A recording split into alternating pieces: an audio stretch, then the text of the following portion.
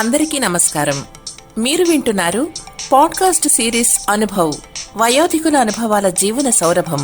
Heritage groups మరియు national institute for social defence, ministry of social justice and empowerment, government of India, media for community foundation, New Delhi సంయుక్త చొరవతో Shri Alok Verma, doctor R Sridhar కలిసి రూపొందించిన project Shrimati Shailaja Suman, Zahed ఫారూకీల సమన్వయ కార్యక్రమమే అనుభవ్, వయోధికుల అనుభవాల జీవన సౌరభం.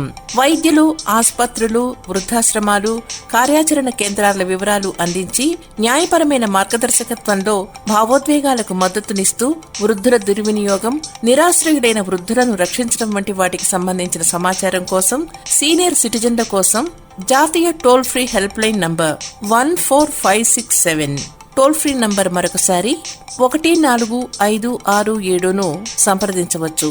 హెరిటేజ్ ఫౌండేషన్ హైదరాబాద్ సమర్పణలో అనుభవ్, వయోధికుల అనుభవాల జీవన సౌరభంలో మిమ్మల్ని ఇప్పుడు పలకరిస్తున్న వారు ప్రముఖ రచయిత్రి డి కామేశ్వరి. నా పేరు డి కామేశ్వరి. ఒక సంసారి ఆలోచన ఈ కథ రూపం దాల్చింది. లక్ష్మి గారు చేత చదివించాను. ఆవిడ నా కథలు చాలా చదివారు. ఈ కథ కూడా వినండి. ఎక్కడికో చెప్పు, పిలవటానికి ఏముంది? ఆదివారమేగా, తప్పకుండా వెళ్దాము. ఎక్కడికి తీసుకువెళ్తావు? కుతూహలంగా చూశాడు సాంబశివరావు. రేపటి వరకు నన్నేం అడక్కు, మిగతా విషయాలుంటే చెప్పు, రామ్మూర్తి నవ్వుతూ అన్నాడు. లోపల నుంచి కమలమ్మ కాఫీ తెచ్చిచ్చి, బాగున్నారా, చాలా రోజులైంది వచ్చి అంటూ నవ్వుతూ పలకరించింది. ఏవో పనులమ్మా, ఇంకో 4 నెలల్లో మా వాడి జాబితాలోకి చేరుతాను కదా, అప్పుడు ఇక అంతా తీరికే. అవును, ఏమిటి మీ ఆయనగారు ఏదో గొప్ప నిర్ణయం తీసుకున్నారట, మీకు చెప్పే చేశాడా? సాంబశివరావు నవ్వుతూ అడిగాడు. కమలమ్మ భర్త వంక అర్థవంతంగా చూసింది. ఆయనేమో చిద్విలాసంగా నవ్వుతూ కూర్చున్నాడు.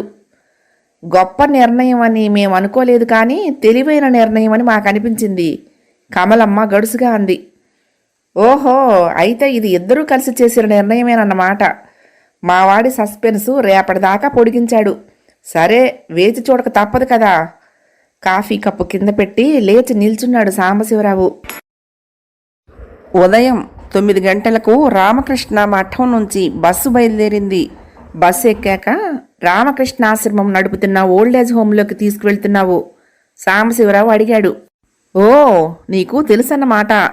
కీసరగుట్ట దగ్గర వీళ్ళదో ఆశ్రమం ఉంది. ప్రతి ఆదివారం ఇక్కడి నుంచి బస్సు వెళ్తుంది. నీకు ఆ ప్రదేశం చూపిస్తేనే తీసుకున్న నిర్ణయం సరైనదని అంగీకరిస్తావు. ఈసారి నీకు ఇదంతా చూపించాలి. రమ్మని పిలుద్దామనుకునేలోగానే మావాడు ఈ కబురు నీకు చారేశాడు అన్నాడు రామ్మూర్తి. ఇలాంటి నిర్ణయం ఎందుకు తీసుకున్నావు? మాకు ప్రశాంతంగా, హాయిగా, ఏ బాధరబందీ లేకుండా ఉండాలనిపించింది. పిల్లల ఇళ్లల్లో ఉండి వాళ్ళని ఇబ్బంది పెడుతూ మనం ఇబ్బందిగా ఎందుకు బతకటం? చూడు సాంబశివం, ప్రతివారికి చిన్నదో పెద్దదో ఏదో తలదాచుకునే కొంప ఉండాలి. నా దురదృష్టం కొద్దీ రిటైర్ అయ్యేలోగా చిన్న ఇల్లైనా కొనలేకపోయాను. చూడు రామ్మూర్తి, మన మధ్యతరగతి సంసారులకి సొంత ఇల్లు అందని ఆశ అవుతుందనుకో, కానీ మీరు మరీ ఇలా ఎవరూ లేని వాళ్ళలాగా ఇక్కడ ఉండటం మీ అబ్బాయికి ఇష్టం లేనట్టుంది. నా దగ్గర చాలా బాధపడ్డాడు అన్నాడు సాంబశివం. రామ్మూర్తి గారు అదోలా నవ్వారు. లోకం ఏమనుకుంటుందో అన్న బాధ ఒకవైపు, మరొక వైపు మేము ఇంట్లో నుంచి వెళ్తే ఎదుర్కోవలసిన ఇబ్బందులు తలుచుకుని బాధపడుతున్నాళ్లే. తల్లిదండ్రుల మీద ప్రేమ, భక్తి కంటే స్వార్థం ఎక్కువైంది ఈనాటి పిల్లల్లో. ఆడవాళ్లు ఉద్యోగం చేయటం ఆరంభించాక ఇంట్లో పెద్దవాళ్లకు ఇంపార్టెన్స్ పెరిగింది ఈ మధ్య. ఇల్లు కాపలా, పిల్లల సంరక్షణ, అమ్మమ్మలు నాయనమ్మలు ఉంటే ఇంటి పని బాధ్యత, తాత ఊరికే ఉన్నాడని పిల్లల చదువుల బాధ్యత, ఇన్ని లాభాలున్నాయి కదా. అన్నింటినీ మించి పిల్లల్ని వదిలి నిశ్చింతగా ఉద్యోగాలు చేసుకోవచ్చు ఆడామగా. అంచేత మన వాళ్ళకి పెద్దవాళ్ల విలువ తెలిసొచ్చిందిలే నవ్వుతూ అన్నాడు రామ్మూర్తి. మరి మన విలువ గుర్తించి నిర్లక్ష్యం చేయనప్పుడు నువ్వు ఎందుకు ఇలాంటి నిర్ణయం తీసుకున్నట్టు అడిగాడు. చూడు సాంబశివరావు, మాకు ఈ 2 గదుల కొంప జైలు కానాలా అనిపిస్తోందయ్యా. వాళ్ళకో గది, పిల్లలకో గది పోతే హాలు మాకు. కూర్చున్నా, చదువుకున్నా, పడుకున్నా ఆ గది ఒక్కటే. అపార్ట్మెంట్ లైఫ్లో ఇవ్వడలేకపోతున్నా. ఇదివరకు రోజుల్లో వయసు పైబడ్డవాళ్ళు కాస్త కాళ్ళు జాపుకుని వీధి వరండాలో పడకుర్చీలో కూర్చుని వచ్చేపోయే వాళ్ళతో కబుర్లు, పేపర్ చదవటం, మొక్కల పని చూస్తూ నీళ్లు పోస్తూ అటు ఇటు తిరిగి కాలక్షేపం చేసేవారు. ఆడవాళ్ళంటే మండువాలు, వెనక వరండాలు ఉండేవి. నలుగురు కలిసి కబుర్లాడుకుంటూ పనులు చేసుకునేవారు. అప్పడాలు ఒత్తుకుంటూ, పప్పులు బాగు చేసుకుంటూ, ఏవీ లేకపోతే వామన గుంటలాడుతూ నారాయణ భాగవతాలు చదువుకునేవాళ్ళు. మా చిన్నప్పుడు ఇంటి నిండా జనం ఉండేవారు. ఆ జనం ఫ్రీగా తిరిగే ఇళ్ళు పెరళ్ళు ఉండేవి. మనవలతో ఆడుకుంటూ, కోడళ్ళు పనిచేసుకుంటే చంటి పిల్లల్ని ఆడించేవారు. అమ్మమ్మలు, మామలు, తాతలు పిల్లలకి విద్యాబుద్ధులు నేర్పేవారు. ఇప్పుడు ఇల్లు చిన్నది. హాల్లో మా ఇద్దరికి 2 దివాన్లు రాత్రికి పడకలుగుతాయి. పిల్లలు చదువుకోవాలని అంటూ వాళ్ళకు గది ఇచ్చారు. రోజంతా హాలులో కాస్త కాలు చాపుకుని కింద కూర్చున్న చోటు లేదు. వాళ్ళ స్నేహితులు వస్తే వాళ్ళకి ఇబ్బందిగా ఉంది. అన్నిటికంటే మా ఆవిడ పాపం చాకరీకి తట్టుకోలేకపోతోందయ్యా. పెళ్ళైన కొత్తలో అత్త ఆడబిడ్డలు, మరుదులకి చాకిరీ, పిల్లలు పుట్టాక వాళ్ళకి, ఇప్పుడు మనవలకి పాపం అనిపిస్తోంది. కోడలు 8 గంటలకల్లా వెళ్ళాలి. ఉదయం ఆ అమ్మాయి కాస్త సాయం చేస్తుందనుకో, కానీ మొత్తం బాధ్యత, భారం ఈవిడ మీదే పడుతుంది. పని మనిషి చేత పనులు చేయించటం, అది రాకపోతే తను చేసుకోవటం, వంట వార్పు. మధ్యాహ్నం కాస్త నడుము వాల్చేసరికి స్కూల్ నుండి పిల్లలు వస్తారు. 7 అయితే కానీ కోడలు రాదు. మళ్ళీ సాయంత్రం వంట. అది ఆవిడ సంసారంలా బాధ్యత నెత్తిన పడింది. పాపం ఆవిడకి ఇంకెప్పుడు విశ్రాంతి? అవుననుకో రామ్మూర్తి, పిల్లలకి మన ఆసరా, వాళ్ళు మనకు అండ కదా అన్నాడు సాంబశివరావు. వినటానికి బాగానే ఉంటుందయ్యా. మన పిల్లలని మనం పెంచుకున్నాము అంటే అప్పటి ఓపిక వేరు. అంతేకాక కొట్టుకున్నా తిట్టుకున్నా మానిష్టం. అంతేకాక రిటైర్ అయ్యాక బాధ్యతలుండవు. హాయిగా సినిమాలకి, షికార్లకు తిరగొచ్చు.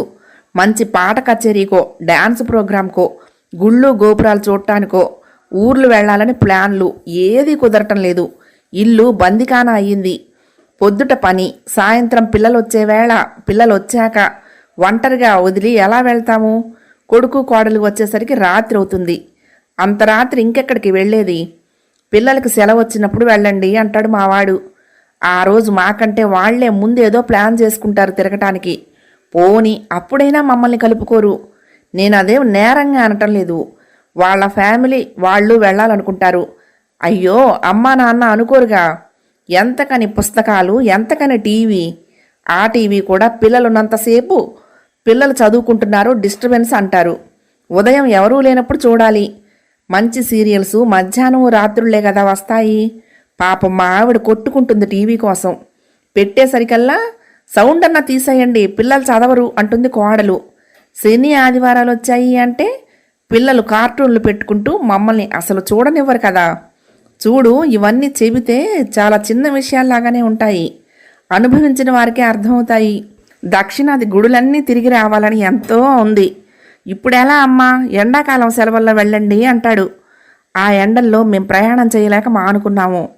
ఊళ్ళో మంచి నాటకాలు, ప్రోగ్రాములు ఎన్నో అవుతున్నాయి. హాయిగా ఇద్దరం వెళ్ళి కూర్చోవచ్చు. కానీ ఇంటి కాపలా అయిపోయినాయి మా బతుకులు. చూడు సాంబశివరావు, అందుకే కాస్త మాకై మేము ఈ ఆఖరి రోజుల్లో బాదరబందీ లేకుండా ఉండాలని ఉందయ్యా. ఇంకా మా బతుకులు ఎన్నాళ్ళకి తెల్లారతాయో. 10 ఏళ్ళో, 15 ఏళ్ళో, 20 ఏళ్ళో ఎవరికి తెలుసు? మేము కాటికి కాచుకున్న మరీ ముసలాళ్ళం కాదు కదా. మాకు ఇవి తీరని సరదాలు, ముచ్చట్లు. వాటిని తీర్చుకోవాలనుకోవటం తప్ప. చూడు, ఆఖరికి మేమిద్దరం మాటామంతి కష్టం సుఖం చెప్పుకోవటానికి కూడా మాకంటూ ఒక గది లేదు.